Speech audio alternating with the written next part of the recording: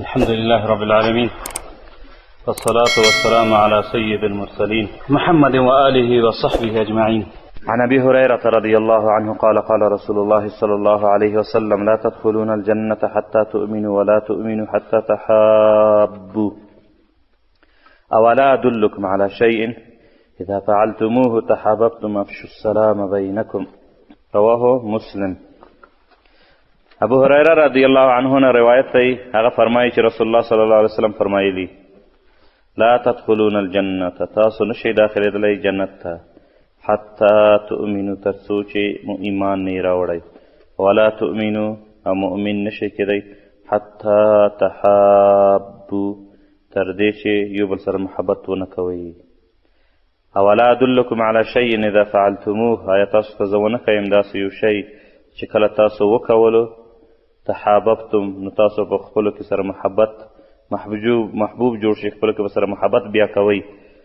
هغه څه شی دي؟ افشوا السلام بینکم، نشر کړئ، زیات کړئ سلام په خپل منځونو کې.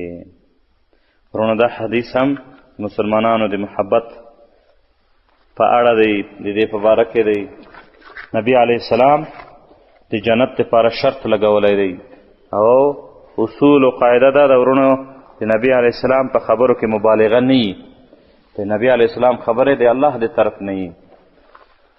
د عام انسانان دي چې په خپلو خبرو کې مبالغه کوي، کله یې غصه راشي سخته خبره وکوي، او کله ډېره نرمه خبره وکوي، مراد یې ډېر زیات غټ وي، خبره داسې سسته وکوي چې خلک داسې وفهمیږي چې دا کار یار دومره ضرور نه دی.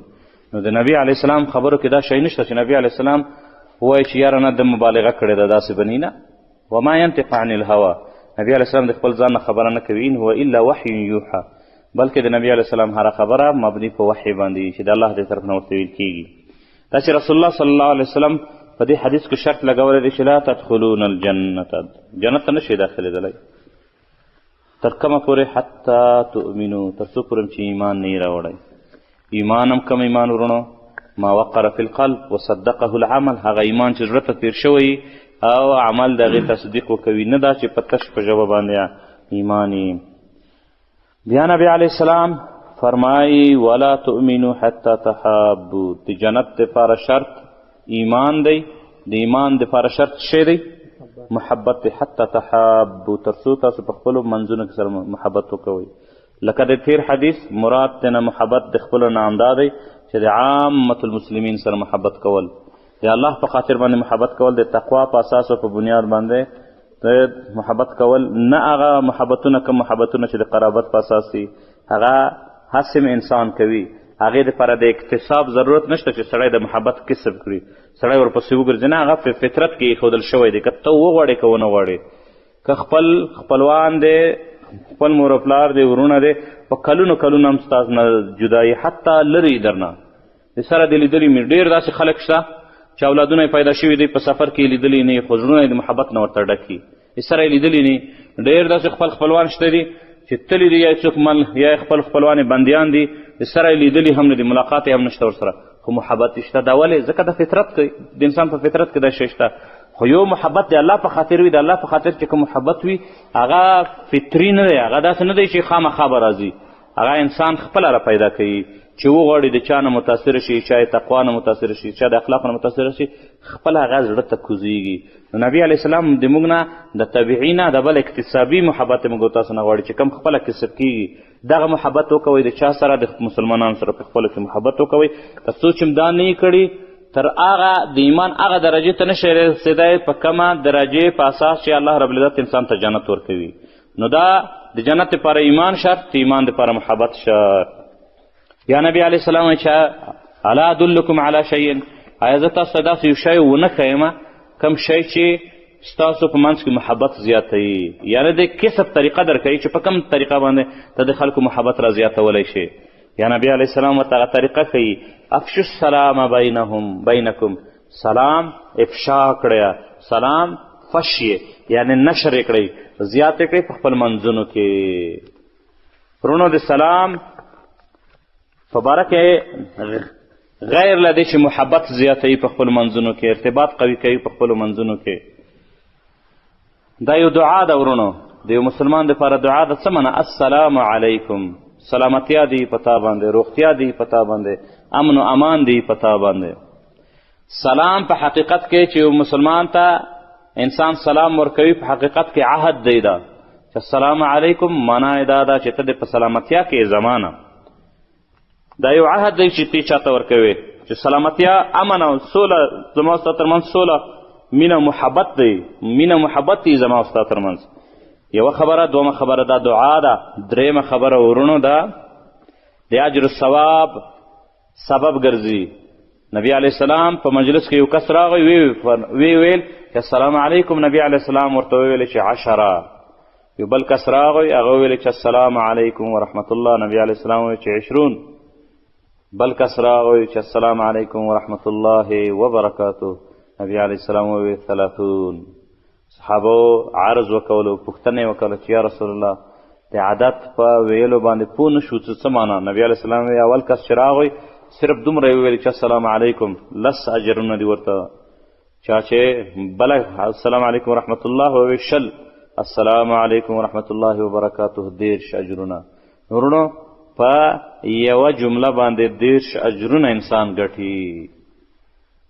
نو 4 خبرې دي د سلام. یو دا ده چې دعا ده چاته چې ته کوې. دویم دا ده چې ته هغه کس ته د سلامتیا خبر ورکوې، ته عهد ورکوې چې ستا باندې سلامتیا یې زما طرف نه. درېیمه خبره اجر الثواب دی. 4مه خبره ورونو دا سبب د محبت کېږي. نبی علیه السلام ته د طریقه ښودلې ده چې غواړئ که چا سره مینه محبت زیات شي، ستاسو مینه ورسره وکوئ، هغې ته سلام وکوئ. افشو السلام بینکم. سلام ورونو سنت دی. سلام ورکول مسلمانانو ته، هر هغه چاته چې ورسره ملاقات کېږي، دا ورکول سنت دی. کله چې سلام درکړل شي د هغې جواب بیا په مسلمان باندې واجب دی. هغه بیا سنت نه دی، بیا واجب دی، در باندې لازم دی، خامخا به د هغې جواب ورکوي. که دا جواب دی ور نه کړو نو په دې باندې انسان ګنهګارېږي، گویا چې تا یو واجب شی ترک کړی دی. بیا آداب خلک ښیي، علما آداب ښیي دی چې راتلونکی به ناستو خلکو ته سلام اچوي، روان کس به ولاړ کس ته سلام اچوي. په دې ترتیب باندې دا یوه خبره. بله خبره، سلام چې څنګه د راتلو په وخت کې سنت دی، همدغسې د وتو په وخت کې هم سنت دی. بعضې خلک د راتلو په وخت کې سلام اچوي، خو کله چې واپس وځي سلام نه اچوي. نو نبی علیه السلام فرمایلی دی چې د وتل زیات حقدار دی په سلام باندې د راتللو نه. چې ته کله وځې د دوی نه، د ملګرو نه جدا کېږي، د مسلمان نه جدا کېږي، په هغه حالت کې دا زیات حقدار دی د سلام له هغه وخت نه چې ته ورته اول ځل راځې. نو فلهذا دواړه وختونو کې چې کله سړی داخلیږي کور ته، خارجیږي، میلاویږي او بیرته رخصتیږي، په دواړو وختونو کې سلام اچول. سلام پورا اچول د تحیه د الله ده، د تحیه د اهل الجنه ته، په جنت کې به دا سلام اچول کېږي. نن په ډېرو خلکو کې ورونو سلام صرف ته معرفته پورې اوس پاتې شوی دی.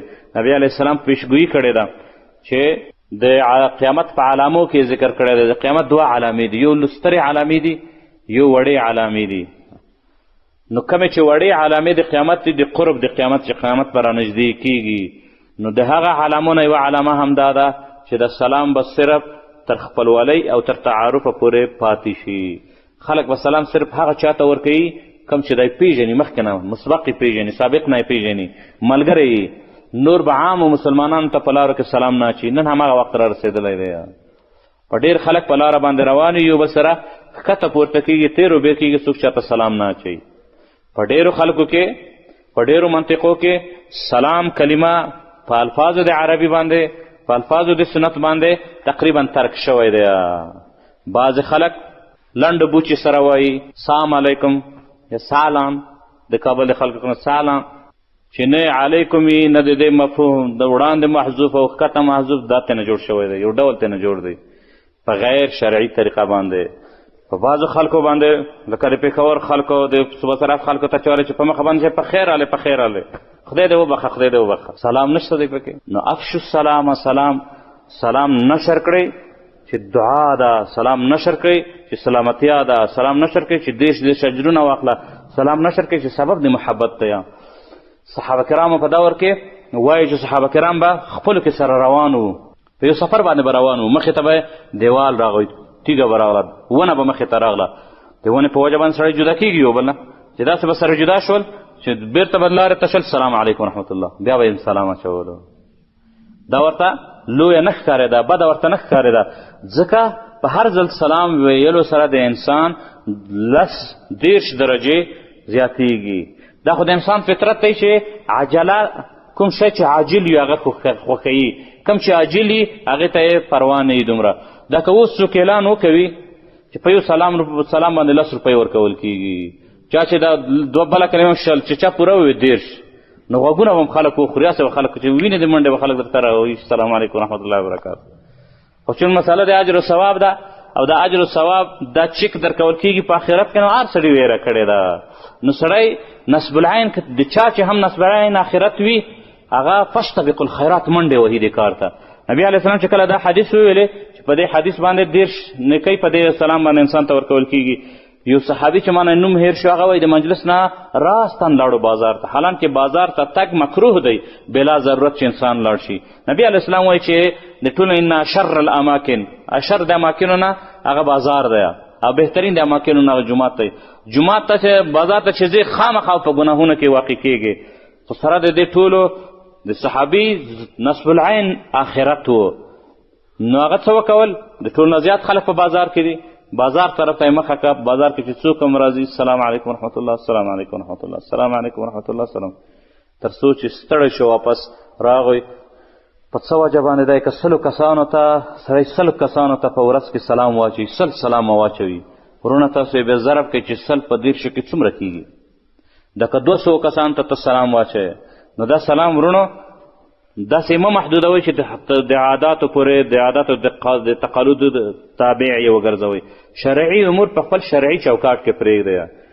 دا چې وزم سلام علیکم، چې رانه وزم سلام علیکم، په لاره کې چاته په مخه ورځم سلام علیکم، په مرکز کې یو کس اشپزخانې ته ځي بل راوځي بل ننوځي سلام علیکم، دا نه چې ورور غوږونه م د کړه څومره سلامونه چې بس دی خو یو ځل سلام اجر و ثواب دی. ولې 10 اجرونه 10 اجرونه اقل شی 10 اجرونه درته ورکول کېږي. سلام اچول په طریقه مسنونه باندې چې الفاظ مسنون ووایې او پوره یې ووایې. پوره نه مراد دا دی که صرف دا یو جز یې وایې خو پوره یې وایې، نه دا چې سلام، یا بعض خلک سلام ته سلام علیکم لام کلمه هم ترې نه لرې کړي. سام یو مریضۍ ته وایي چې یو هلاکت مهلکه مریضي ده، په پتا باندې د وبا مرض وي. نبي علیه السلام ته به مشرکین راغلل او سلام به یې ورته اچوه چې سلام علیکم، نبی علیه السلام به ورته چې وعلیکم، صرف هم دومره به یې ورته ویلې چې وعلیکم. فاطمه رضی الله تعالی عنها یوه ورځ غصه شوه، په قهر شوه، بد یې رد یې هغوی ته وویلې. نبي علیه السلام ورته وفرمیل 2 خبرې ورته وکولې، 2 تعلیمونه یې ورکړل. اوله خبره دا چې ای فاطمه المؤمن لا یکون فاحشا ولا متفحشا، مؤمن فاحش و متفحش نه وي، نه بد خبرې چاته کوي، بد لفظ نه د بد خبرې د چا نه اوار وي. کنځا د بله خبر د ولې ورته وکوله؟ وایي تا ته یې کنځا وکوله، تا ته یې ښېرا وکوله. وایي خو ما ته یې وایي چې سلام علیکم، ما چې تاسو دې هم خدای تباه کړي، تاسو دې هم خدای مریضان کړي. وعلیکم یې ورته وویلې، پوره سلام یې نه دی ورکړی. نو اوس بعضې خلک وخت به خلکو دا خبره د مشرکینو ښېرا نبي علیه السلام ته کوله. اوس د خلکو فیشن او موډ جوړ شوی دی چې دا سلام پوره نه اچوي، سلام علیکم وایي. نو سام بیماری ته وایي، مرضي ته وایي، و مهلکه مرضي ته هغې ته وایي. سلام کلمه د سلامتیا نه اخیستل شوې ده. اقل شی که سړی وایي صرف هم دومره دی وایي چې السلام علیکم السلام علیکم. بیا که چېرته السلام نه وایي، الف لام پې نه داخلوي، بیا د وایي چې سلام علیکم، سلام الله علیکم. دا ویل چې سلام علیکم په عربي کې د دې ترکیب نه جوړیږي. کلمه د عربي کې السلام علیکم ده، په الف لام سره یعنی جنس د سلامتیا د پتا باندې وي، نکره باید ونه ویل شي. په خبر باندې پوه شوئ؟ یو دا ده چې سړی صرف داسې وایي چې سلام علیکم. موږ او تاسو حتی په فارسي پښتو کې چې خطونه لیکم خلک یې دغسې لیکي، دا غلطه ده. السلام علیکم دا الف لام، دا الف لام د جنس دی، یعنی ټوله سلامتیا د پتا باندې وي.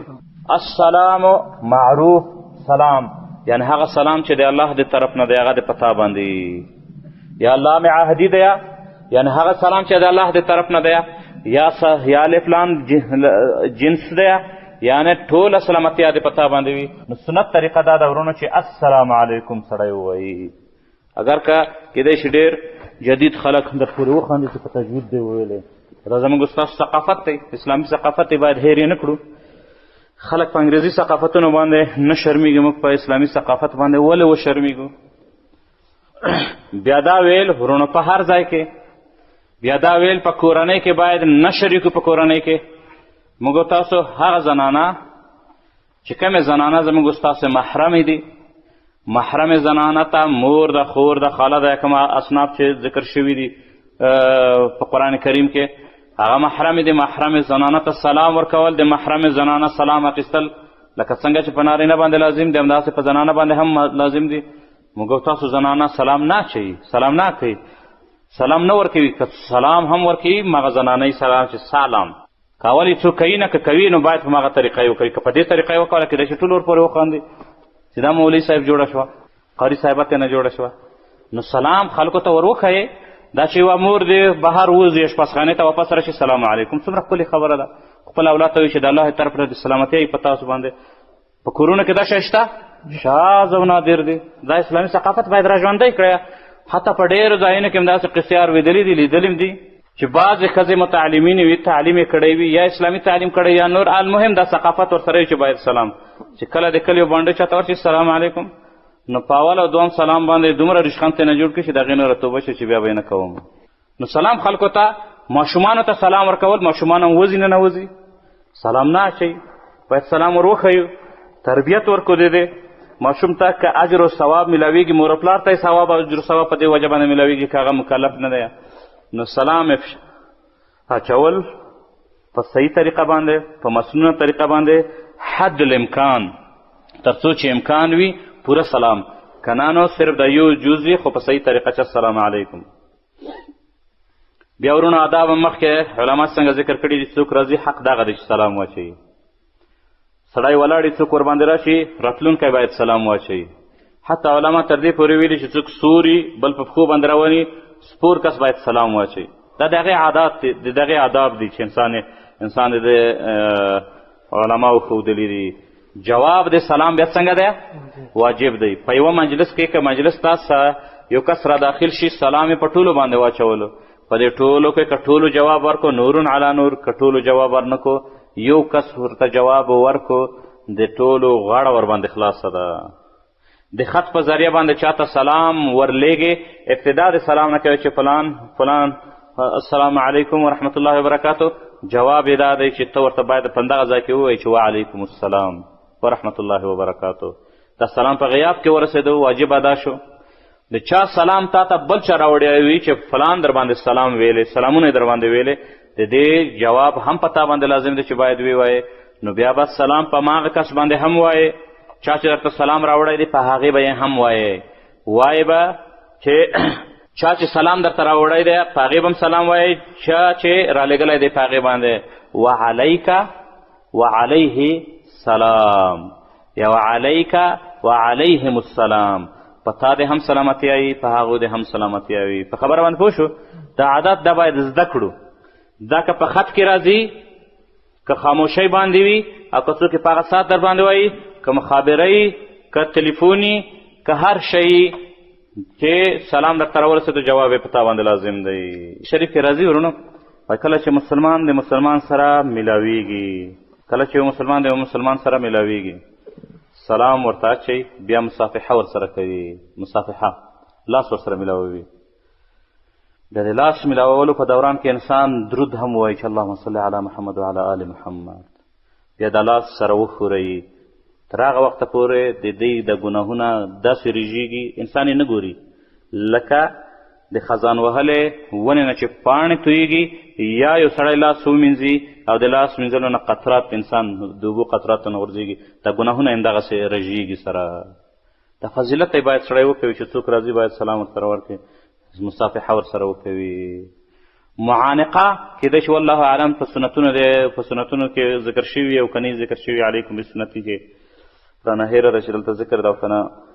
معانقه ورونو سنت طریقه دا ده چې څوک د لرې نه راشي هغې ته باید وشي.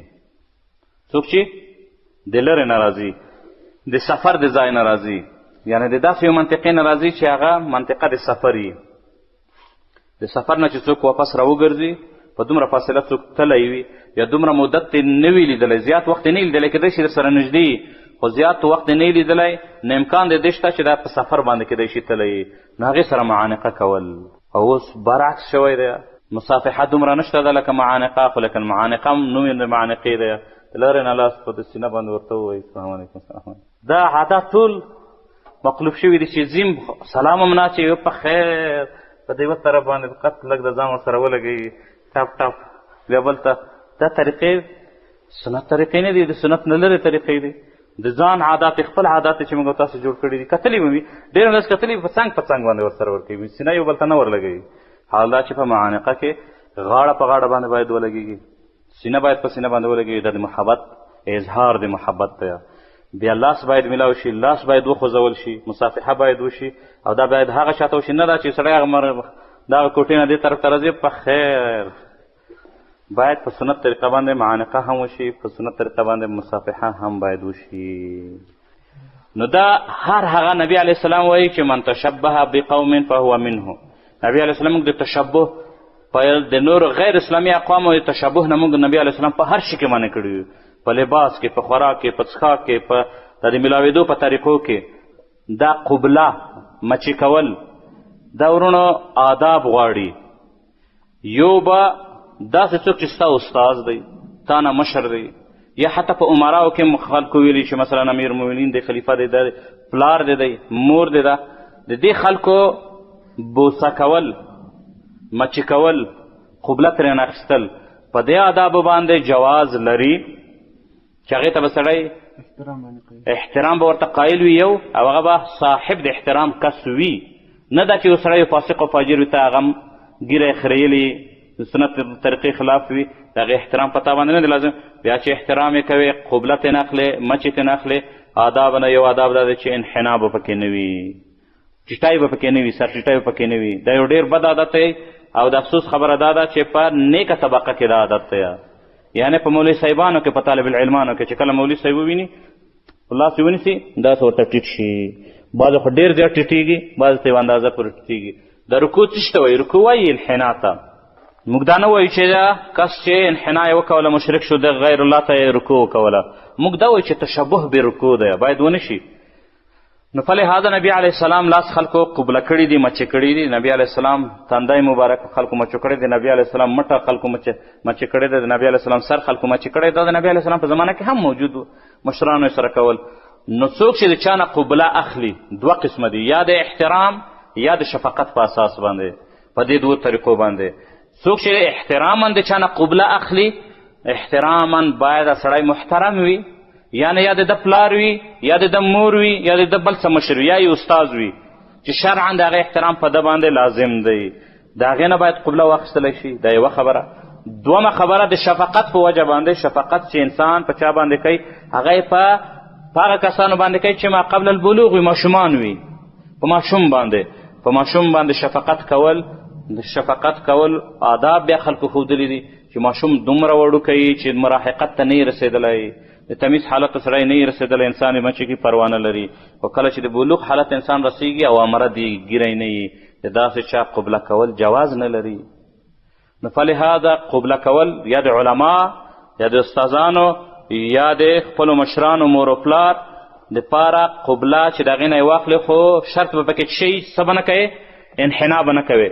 په سر باندې مچې کا، یا یې که لاس مچې کوې لاس یې راچک کا، یا یې په اوږه باندې مچې کا، یا یې په تندي باندې. دا د عزت اماکن دي.